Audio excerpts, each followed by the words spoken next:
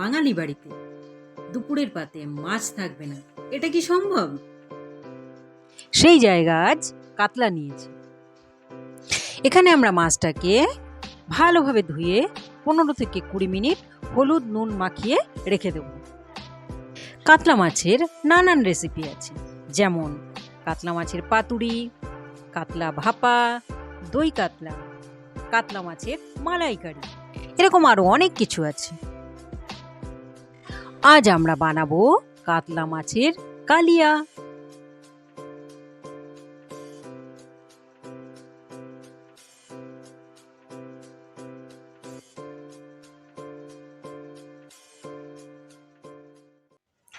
নমস্কার বন্ধুরা, আমি জলি সরকার খাবার ঝুড়ি চ্যানেলে আপনাদের সকলকে স্বাগত জানাই।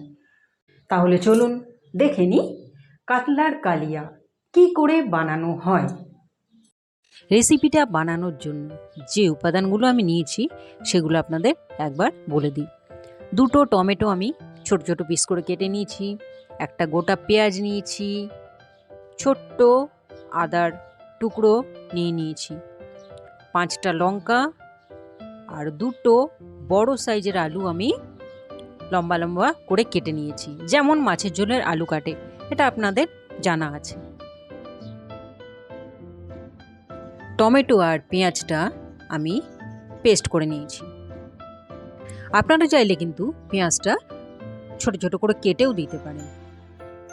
আমি এখানে টমেটো আর পেঁয়াজটা যে পেস্ট করে নিয়েছি, কারণ যখন ঝোলটা তৈরি হবে সেটা একটু গাঢ় এবং মাখো মাখো হবে।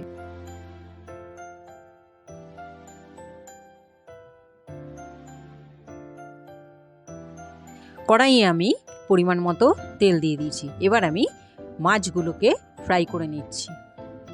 আমি যখন মাছগুলোতে নুন হলুদ মাখিয়ে রেখেছিলাম তখন কিন্তু আমি এখানে সর্ষের তেলটা ব্যবহার করিনি। অনেকেই দেখবেন মাছগুলোতে নুন হলুদ মাখানোর পরে অল্প সর্ষের তেল মাখিয়ে রাখে, কারণ হচ্ছে যাতে কড়াইয়ে ছাড়ার সময় বা ভাজার সময় সেগুলি যেন চিপকে না যায়।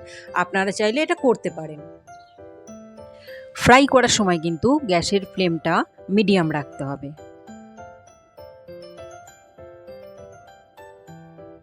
বেশ কিছুক্ষণ পর আমি চেক করে নিচ্ছি প্রথমের পিঠটা হয়েছে কিনা।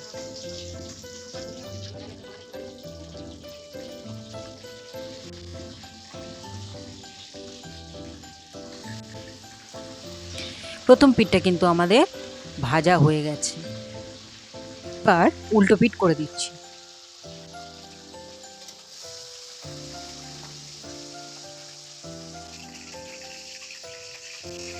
এইভাবে আমি বাকিগুলো ভেজে নিচ্ছি।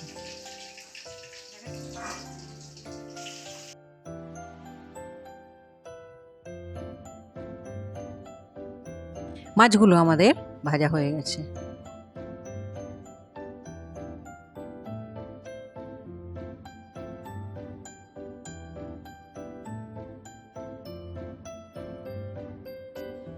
এবার আমি ওই তেলের মধ্যেই আলুটাকে ফ্রাই করে নিচ্ছি। এখানে কিন্তু আলুটাকে হালকা ভেজে নিয়ে পরে তুলে দিতে হবে।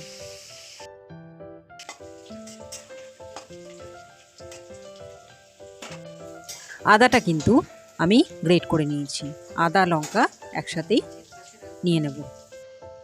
এবার আমি এর মধ্যে সমস্ত মশলাগুলো দিয়ে দিচ্ছি। 1/2 চামচ হলুদ, 1/2 চামচ জিরে গুঁড়ো, 1/2 চামচ ধনে গুঁড়ো, নুন কিন্তু আমি এখানে 1 চামচ নিয়েছি। আপনারা কিন্তু নিজেদের স্বাদ অনুসারে নুন ঝাল সব দেবেন। এগুলো ভাজা হয়ে গেছে, এটা আমি তুলে সাইডে রেখে দিচ্ছি।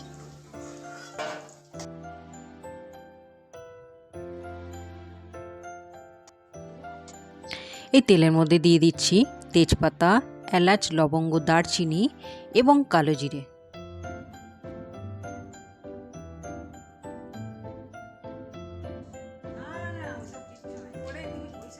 এইবার আমি গ্রেট করে রাখা আদা এবং সব মশলাগুলো একসাথে তেলের মধ্যে দিয়ে দিচ্ছি, সাথে রয়েছে কাঁচা লঙ্কা। সামান্য পরিমাণ জল দিয়ে আমি মশলাটাকে কষিয়ে নিচ্ছি।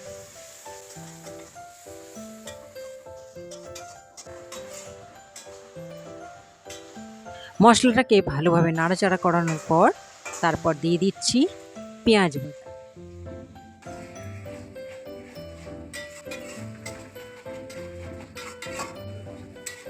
এরপর আমি দিয়ে দিচ্ছি পেস্ট করে রাখা টমেটো।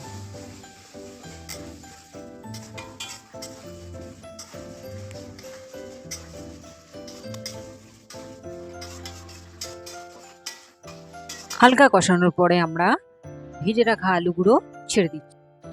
আলুগুলো মশলার সাথে ভালোভাবে কষিয়ে নিচ্ছি। যতক্ষণ না এটা ভালোভাবে মিক্স হচ্ছে বা তেল ছাড়ছে ততক্ষণ আমি এটাকে কষাতে থাকবো।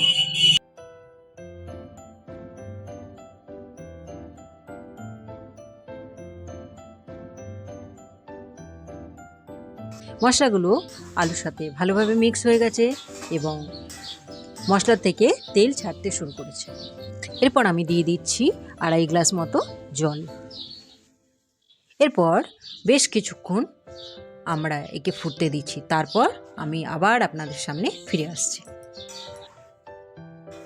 এই সময় কিন্তু ফ্লেমটাকে হাই করে রাখতে হবে।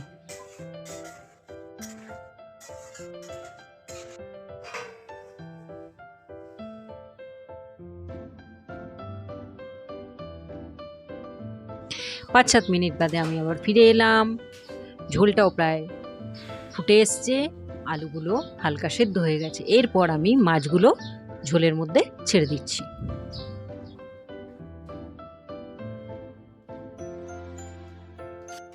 মাছটা ছাড়ার পরে কিন্তু খুন্তি দিয়ে হালকা করে একটু নেড়ে দিতে হবে। বেশি জোরে নাড়তে গেলে কিন্তু মাছগুলো ভেঙে যেতে পারে। এবার আমি এটাকে কিছুক্ষণ হতে ছেড়ে দিচ্ছি।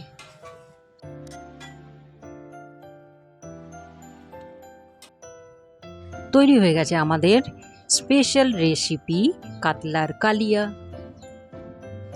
দুপুরের পাতে গরম ভাতে কাতলার কালিয়া, ব্যাপারটা কীরকম জমে ওঠে। আপনাদের সকলকে দোল উৎসবের অনেক অনেক শুভেচ্ছা। সবাই ভালো থাকুন, সুস্থ থাকুন, খাবার ঝুড়ির সঙ্গে থাকুন। রেসিপিটি আপনাদের কেমন লাগলো কমেন্ট করে অবশ্যই জানাবেন। আমরা আপনাদের জন্য 30 days 30 রেসিপি চ্যালেঞ্জ আনতে চলেছি। যদি আপনাদের কোনো রেসিপি সম্পর্কে জানতে ইচ্ছে থাকে তাহলে কমেন্ট করে অবশ্যই জানাবেন। আমি সেটা পুরো করার চেষ্টা করব। নমস্কার।